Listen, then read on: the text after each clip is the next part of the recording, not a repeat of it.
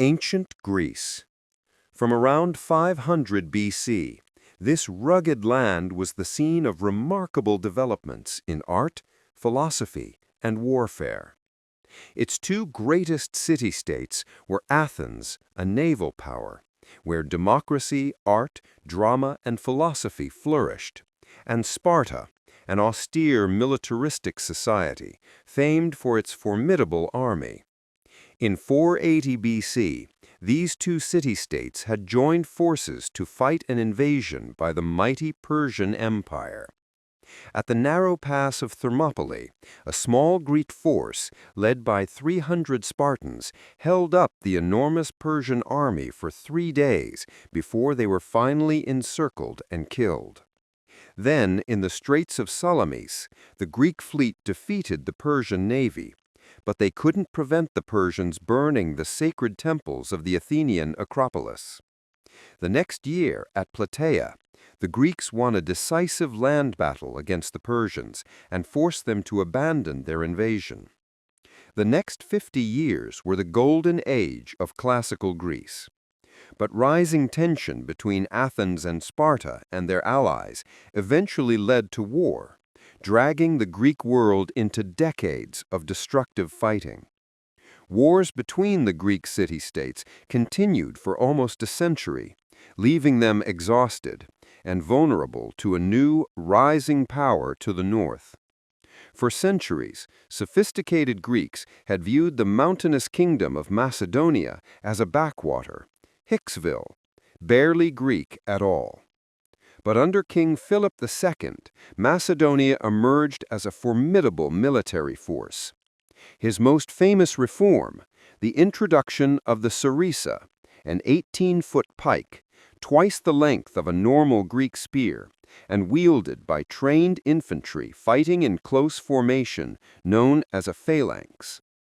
In 480 BC, at the Battle of Chaeronea, Philip's army crushed the joint forces of Thebes and Athens. Through alliance and conquest, Philip had already gained control over most of his neighbors. Now, following this victory, he united all Greece in an alliance known as the Hellenic League, or League of Corinth, with Philip as hegemon, or supreme commander. Only Sparta stood aside. Philip began to plan a great campaign, a pan-Hellenic, or all-Greek war against the Persian Empire. Their old foe was now an ailing superpower, its great riches ripe for the taking. But on the eve of launching his war, Philip was assassinated by his own bodyguard, victim of Macedonia's brutal court rivalries. He was succeeded by his 20-year-old son Alexander, brilliant, restless, tutored by the great philosopher Aristotle, and already an experienced military commander. Alexander inherited his father's grand plan to invade Persia, but first he had to secure his own position as king. At home he had potential rivals executed, then crushed rebellions in Illyria, Thessaly, and central Greece. He made a special example of Thebes, completely destroying the ancient city and selling its people into slavery. In the spring of 334 BC, now ready to launch his war against the Persian Empire, Alexander led his army across the Hellespont into Asia Minor. It was the start of one of the greatest military campaigns in history. Alexander's army was about 40,000 strong, drawn from all parts of Greece. The infantry were commanded by the veteran Macedonian general Parmenion. The phalanx. In the front rank, 9,000 Macedonian phalangites armed with the 18-foot sarissa. These were professional soldiers, well-trained and drilled, who formed up for battle in the phalanx, 16 ranks deep. This packed formation presented a solid wall of iron spear tips and was virtually unstoppable. But it was also difficult to maneuver and highly vulnerable to attacks on its flanks or rear. The hypaspists. Some 3,000 elite infantry, the hypaspists, or shield-bearers, armed with shorter spears, guarded its flanks. They were commanded by Parmenion's son, Nicanor. The hoplites. The second line of Alexander's army was made up of 7,000 Greek allies and 5,000 mercenaries armed as hoplites. They took their name from the hoplon, their large round shield, and carried shorter 8-foot spears. A hoplite phalanx was not as effective as the Macedonian phalangides, but still well armed and heavily armored for the time. The skirmishers. The Agrianes were the army's elite skirmishers, expert javelin throwers from what's now southern Bulgaria. Other skirmishers from Thrace and Illyria were armed with javelins, slings, and bows. The cavalry. The shock troops of Alexander's army were the companion cavalry, 1,800 elite horsemen armed with spear and sword, commanded by Philotas, another son of Parmenion. Alexander led the royal squadron in person. There were also 1,800 cavalry from Thessaly, commanded by Callas, 600 from other parts of Greece, led by Erigius, and 900 mounted scouts from Thrace and Paeonia, under Cassander. The great Persian Empire was divided into provinces, called satrapies. Each satrapy was ruled by a governor, or satrap. Those in Asia Minor, now threatened by Alexander's invasion, met to discuss strategy. Memnon of Rhodes, a skilled Greek general in Persian service, urged them to avoid battle with Alexander. Instead, he advised them to use a scorched earth strategy, to burn villages and crops and withdraw to the interior. Alexander's army, he promised, would quickly starve. It was good advice, but the satraps were unwilling to lay waste to their own provinces without a fight. So they decided to face Alexander's army at the river Granicus. The Persian army formed up behind the river, which was shallow but 60 feet wide with steep banks. Their front line was a wall of cavalry, about 10,000 horsemen from across the empire, Medes and Hyrcanians from modern Iran, Bactrians from Afghanistan, and Paphlagonians from Turkey's Black Sea coast. Behind, in reserve, were the infantry, several thousand Greek mercenaries, a common sight in Persian armies at this time. These men fought for Persian gold and were armed with the round shield and short spear of hoplites. The Persians may have been unsure if they could trust these men in combat against fellow Greeks, and so placed them at the rear. Alexander, determined to attack and destroy this Persian force before it could retreat, raced to the Granicus with his best troops. On his left wing, he posted Thessalian, Greek, and Thracian cavalry under Parmenion's command. In the center were the massed spears of the phalanx. On the right, Alexander himself, with the companion cavalry under Philotas, as well as the elite hypaspists, the Agrianes javelin throwers, and the archers. Alexander, with 13,000 infantry and 5,000 cavalry in all, was probably slightly outnumbered. But ignoring advice to wait until dawn to cross the river, he ordered an immediate assault. He sent a squadron of companion cavalry to ford the river, followed by a regiment of hypaspists and the Paeonian light cavalry. Alexander, calling on his men to show their courage, then led his right wing across the river. As they reached the middle of the river, the Greeks came under a hail of javelins, darts, and arrows from the Persian line. Those that made it to the far bank were immediately charged by the Persian cavalry. Alexander was in the thick of the fighting. He attacked where the whole mass of their cavalry and leaders was stationed. Around him, a desperate conflict raged. Horses were jammed against horses and men against men. The Macedonians striving to drive the Persians away from the riverbank, the Persians determined to prevent them crossing and push them back into the river. Alexander's attack seemed reckless, but he was buying time for the rest of his army to cross the river, including the irresistible Macedonian phalanx. Then suddenly, Alexander was fighting for his life, charged by two Persian nobles. Rhoesakes rode up to Alexander and struck him on the head with his sword, breaking off a piece of his helmet. but the helmet broke the force of the blow, and Alexander struck him down with his lance.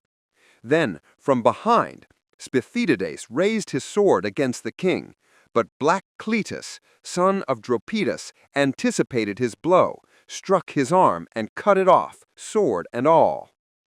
Now, the Greek army was across the river, and the Persian cavalry faced a wall of Macedonian spears. Most turned and fled. The speed and shock of Alexander's attack meant Persia's Greek mercenaries hadn't even had time to join the battle. Alexander, in a blood rage, or possibly regarding these Greeks as traitors, ignored their appeals for mercy. The mercenaries were surrounded on all sides and massacred. Alexander had won a great victory. Asia Minor now lay at his mercy, but the Persian Empire was still a land of immense wealth and power. Already it was mobilizing its vast resources to face him. If Alexander was to conquer this empire and take his place in history, he'd next have to face Darius, King of Kings, himself. In 334 BC, Alexander, the 21-year-old king of Macedonia, led a coalition of Greek forces against the greatest power of the age, the Persian Empire. He led an army of skilled veterans, at its heart men of the Macedonian phalanx, armed with the 18-foot Sarissa pike and the elite horsemen of his companion cavalry. Together, at the Battle of the River Granicus, they'd won a first decisive victory over the Persian army. Now, as Alexander approached Sardis, capital of the Persian province of Lydia, its commander surrendered without a fight. But before Alexander could advance further, he needed to neutralize Persian naval power. Persia had a powerful fleet with major naval bases around the eastern Mediterranean that could potentially cut his lines of communication back to Greece. Rather than challenge the Persians at sea, Alexander decided to attack their nearest bases, the Greek coastal cities of Miletus and Halicarnassus. Both put up determined resistance, but were taken by winter. The following spring of 333 BC, Alexander continued his advance into Lycia and Phrygia. At Gordium, he was shown the legendary Gordian knot. A prophecy said that whoever could unpick it would rule all Asia. Alexander simply took his sword and sliced it in half.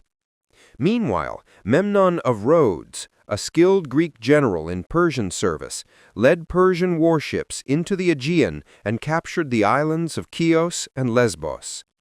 But after Memnon's sudden death from illness, the offensive was abandoned. 18 months had passed since Alexander's army crossed the Hellespont and invaded the Persian Empire. Now Alexander led his men into Cilicia and was soon poised to cross the Nur Mountains into Syria. But then the main Persian army, led by King Darius III himself, emerged behind the Greek army to the north. Darius was determined to trap and destroy Alexander's army, which he outnumbered almost 2-to-1. So he moved his army to the coastal plain near Issus, just 6 miles wide from mountains to sea. The narrow battlefield would force Alexander to fight, but it also prevented Darius exploiting his huge numerical advantage. His army, by some estimates, was up to 100,000 strong and contained some of the finest soldiers in his vast empire, including 10,000 of his own household troops, known as the Immortals.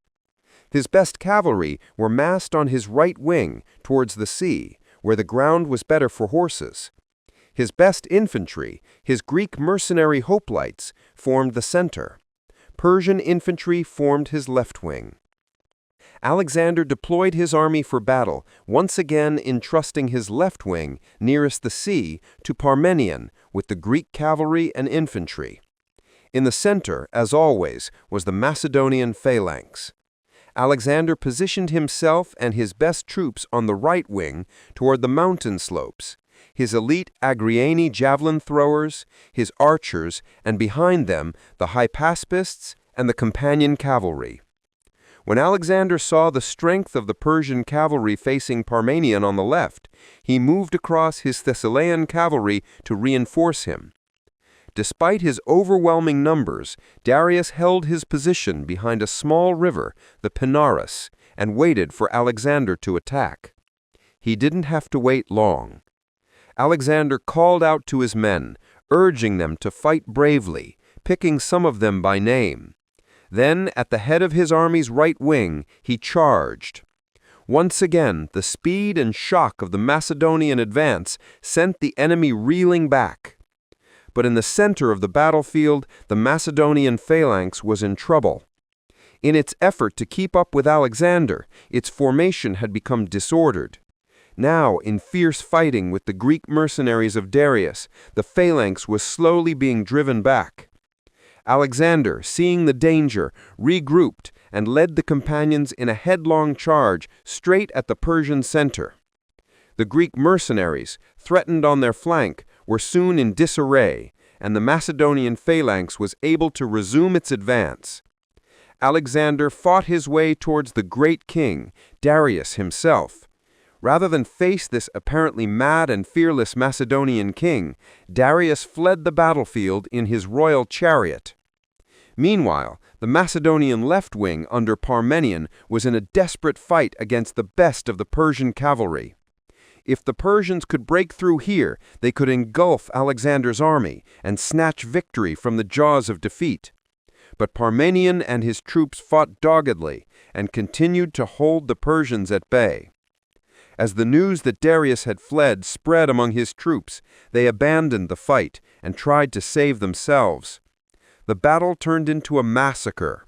Ptolemy, one of the Macedonian commanders, told Alexander there were so many Persian dead that his men had used them to fill a deep ravine so they could cross over it.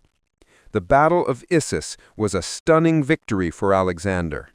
And amongst the spoils of victory were Darius's wife, mother, and 3 children, all taken alive and well treated by Alexander. With the Persian field army in retreat, Alexander now turned to subduing the western territories of the Persian Empire. The next year, 332, the coastal cities of Phoenicia submitted to Alexander, ending Persian naval power in the Mediterranean. But the island city of Tyre resisted. Tyre's defenders fought bravely and skillfully, even when Alexander began building a causeway to the island, protected by 2 giant siege towers, which they counterattacked with fire ships. But after 7 months, the city walls were breached and Tyre fell. Most of its citizens were killed or enslaved. Gaza, too, was taken by siege. Alexander continued to Pelusium on the Nile Delta, where the Persian governor of Egypt surrendered the entire province to Alexander, along with the royal treasury. At Memphis, priests of this ancient land welcomed Alexander as their liberator from Persian rule and crowned him pharaoh. At the mouth of the Nile, he founded a new city, Alexandria, then traveled to the desert oracle of Siwa, where, according to some accounts, the priests welcomed him as son of Amun, king of the gods. Alexander returned east to Tyre, where in 331 BC he received news of trouble back home. Despite his great victories over the Persians, many Greeks regarded Alexander as a tyrant. King Agis of Sparta, with Persian support, now launched a revolt against Macedonia. Antipater, Alexander's commander in Greece, was already dealing with rebellion in Thrace, but he quickly marched south and met Agis in battle near the city of Megalopolis. Even the legendary Spartans were now no match for Macedonian military power. The Spartan army was crushed. King Agis himself was among the fallen. With his base in Greece secure once more, Alexander advanced towards the Persian heartlands, seeking a final showdown with Darius. He received a letter from the Persian king, offering him a fortune in gold, his daughter in marriage, and half his empire in exchange for peace. But Alexander's stunning victories, all the oracles and acclamations, had now convinced him that his destiny was to rule the world. He rejected the Persian king's offer. He didn't want half the empire. He was coming to take it all. Despite his great victories over the Persians, many Greeks regarded Alexander as a tyrant. King Agis of Sparta, with Persian support, now launched a revolt against Macedonia. Antipater, Alexander's commander in Greece, was already dealing with rebellion in Thrace. But he quickly marched south and met Agis in battle near the city of Megalopolis. Even the legendary Spartans were now no match for Macedonian military power. The Spartan army was crushed. King Agis himself was among the fallen. With his base in Greece secure once more, Alexander advanced towards the Persian heartlands, seeking a final showdown with Darius. He received a letter from the Persian king, offering him a fortune in gold, his daughter in marriage, and half his empire in exchange for peace. But Alexander's stunning victories, all the oracles and acclamations, had now convinced him that his destiny was to rule the world. He rejected the Persian king's offer. He didn't want half the empire. He was coming to take it all. In 334 BC, Alexander, 21-year-old ruler of the small Greek kingdom of Macedonia, led an invasion of the vast Persian Empire. It seemed impossible odds, but thanks to Greek military dominance and Alexander's fearless leadership, he won two great battles against the Persians, at the river Granicus and at Issus. Having subdued Persian lands west of the Euphrates River, he now headed east into the empire's heartlands, seeking a final showdown with the Persian king Darius III. Receiving news that a great Persian army, led by Darius, had assembled at Gaugamela, near modern Mosul in Iraq, he made straight for it. This was Darius's last chance to stop Alexander, and Alexander's chance to smash Persian power once and for all. Darius had chosen to fight on open ground, where his advantage in numbers would be more telling. His soldiers had also worked hard to clear and flatten the terrain to make it suitable for Persian war chariots. By modern estimates, the Persian army was between 50 and 80,000 strong, and made up of contingents from across the empire: infantry from Syria and Babylonia, cavalry from Armenia, India, and Central Asia, up to 200 scythed chariots, even a handful of war elephants.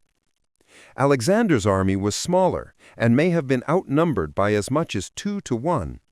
He deployed his units in their usual formation. On the left flank, Thracian and Thessalian cavalry commanded by Parmenion. In the center, the Macedonian veterans of the phalanx, each armed with their 18-foot sarissa pike. On the right flank, Alexander with his elite cavalry, the companions, and his best infantry, the hypaspists. These were the units with which Alexander planned to launch his main attack. Greek hoplites formed a second line and supported both wings, which were angled back to guard against encirclement by the Persians. The battle began when Alexander led his wing out to the right, a move that took the Persians by surprise. Could Alexander really be trying to encircle their huge army? The Persians mirrored his movement, taking troops away from their center to outflank Alexander and prevent him leaving the area they'd cleared for the Persian chariots. But Alexander's unusual maneuver was a trap, to entice the Persians to weaken their center. When he saw that it had worked, he ordered his Greek cavalry to charge, to keep the Persians fixed in position. A giant cavalry battle developed on the right wing. Darius, meanwhile, judging this to be the decisive moment, unleashed his chariots. But expert Egrian javelin throwers took out horses and crews, while the Greek infantry opened lanes, allowing the chariots to pass harmlessly through. Now Alexander led his companion cavalry and parts of the Macedonian phalanx in a headlong charge straight at the weakened Persian center, fighting his way towards Darius himself. The sudden ferocity of Alexander's assault threw the Persians into panic. The center of the army broke and ran, King Darius himself leading the rout. But Alexander's left wing was in serious trouble. Parmenion, facing a huge onslaught by Persian cavalry, was virtually surrounded.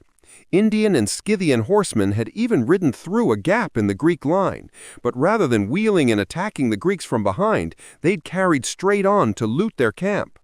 Parmenion sent a desperate appeal to Alexander for help. The king abandoned his pursuit of Darius, regrouped, and charged the Persian right wing. It was the hardest and bloodiest fighting of the battle, claiming the lives of 60 of Alexander's companions. Finally, as news of Darius's flight spread across the battlefield, the last Persian horseman turned and fled. The Battle of Gaugamela was a stunning and complete victory for Alexander.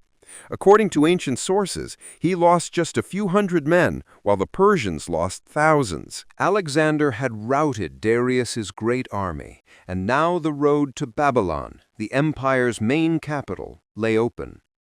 The Macedonian king entered the great city in triumph, recognized by Persian officials as its new rightful ruler.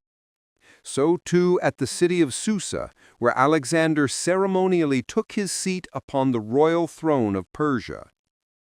In the Zagros Mountains, at a pass known as the Persian Gates, a courageous Persian force held up Alexander's army for a month. The Greeks eventually found a mountain path that bypassed their position, allowing them to encircle and wipe out the defenders.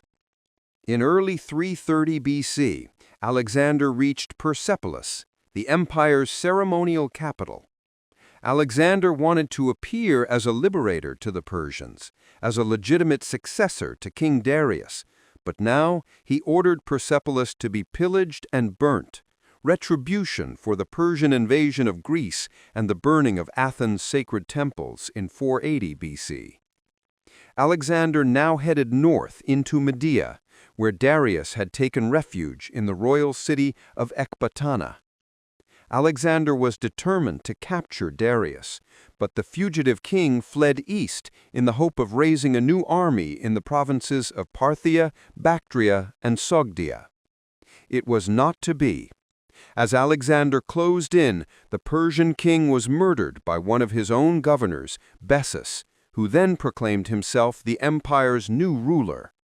Alexander gave orders for Darius to be buried in the royal tombs of Persepolis, alongside his ancestors. Then he paused to organize his vast new empire. Alexander appointed viceroys to rule the provinces on his behalf, keeping several Persians who had sworn loyalty in their posts. He also allowed Greek troops who wished to return home.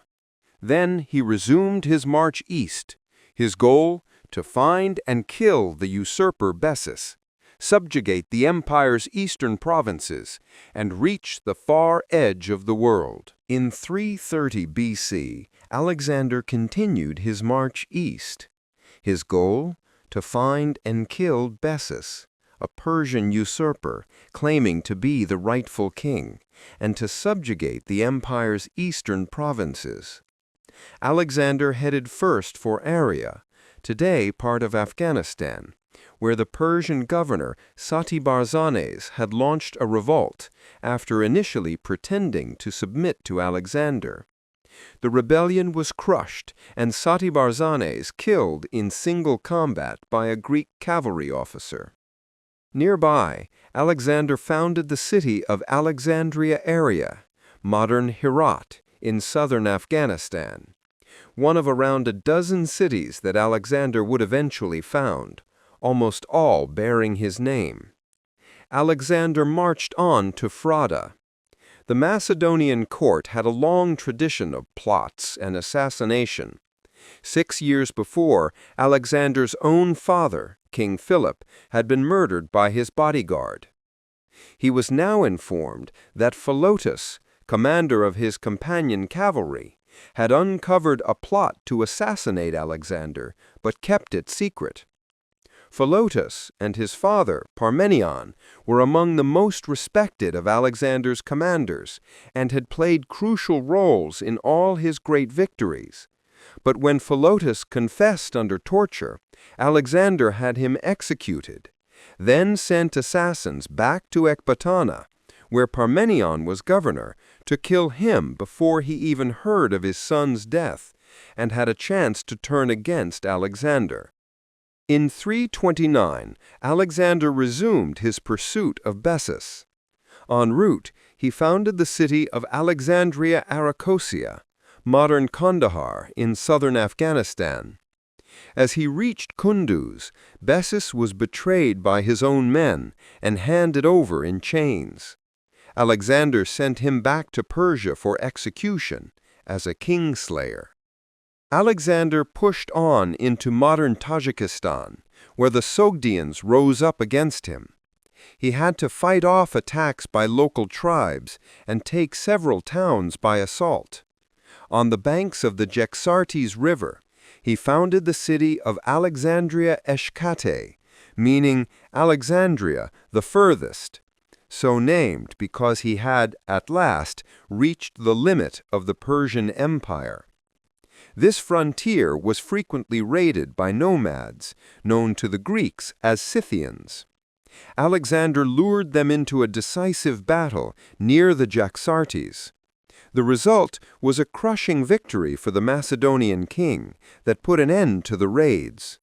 But fighting against Bactrian and Sogdian tribes continued, frustrating Alexander and tying him down in a difficult guerrilla war. By now, many of the Macedonian troops were unhappy with Alexander. Most had not seen their homes in years, but their king seemed bent on conquest without end. What was worse, he'd begun to adopt the rituals and dress of their defeated Persian enemy, customs they viewed as effeminate and decadent. At Matakanda, modern Samarkand, after a furious drunken argument, Alexander killed Clytus the Black. Clytus had been one of Alexander's best generals and the man who'd saved his life at the Battle of the Granicus. Alexander was full of remorse, but his growing arrogance was alienating more and more old comrades. When he tried to make his countrymen perform the traditional Persian ritual of proskynesis, prostrating themselves before the king, he crossed a line. To Greeks, this was blasphemy. Only a god was worthy of such respect, and Alexander was forced to back down. In Bactria, another plot to assassinate Alexander was uncovered. This time the ringleader was a royal page, one of the sons of Macedonian nobility who attended the king. Hermolaus had become murderously bitter towards Alexander over a perceived injustice. He and his accomplices were tortured and then stoned to death. Callisthenes, Alexander's official historian, was also implicated in the conspiracy. He was thrown in prison, where he later died. That summer, in 327, according to legend, Alexander became captivated by the beauty of Roxana, daughter of a Bactrian lord. Their marriage was also a sound political move, helping to end local revolt against his rule and allowing him to continue his advance into modern Pakistan and India. He followed the rivers of the Punjab to the sea, a journey that took 10 months. On the way, he defeated the Malians, but while leading the assault on their capital, was wounded in the chest and nearly killed. On reaching the coast, part of the army under Nericus boarded ships and returned to Persia by sea, sailing through the Straits of Hormuz and entering the Persian Gulf. It was one of the great ancient voyages of exploration, as these waters had been previously unknown to Greeks. Meanwhile, Alexander led the rest of the army back by land through the Gadrosian Desert, today in southern Pakistan. But extreme heat and shortages of food and water led to terrible suffering and many deaths among his army. On his return to Persia, Alexander executed several of his viceroys and governors, men accused of ruling unjustly and robbing temples and tombs during his long absence in the East. At Susa, he arranged a magnificent mass marriage of Macedonian officers to 80 Persian noblewomen to strengthen bonds between his two kingdoms.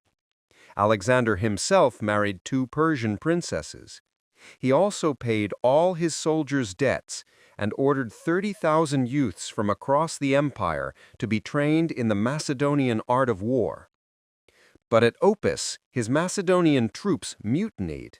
They were offended by Alexander's apparent preference for Persian advisors and Persian ways. Alexander had the ringleaders executed and made a speech to the men, reminding them of the glories they'd won together and leading eventually to an emotional reconciliation. At Ecbatana, Alexander's closest and most trusted friend, Hephaestion, died of fever. The king was grief-stricken, went days without eating, and ordered a period of public mourning across the empire. Alexander waged a successful campaign against the mountain raiders of Kosseia, who not even the Persian kings had been able to subdue. Returning to Babylon, he was met by embassies from distant peoples come to recognize his greatness: Ethiopians, Libyans, European Scythians, Lucanians, Etruscans, Gauls, and Iberians.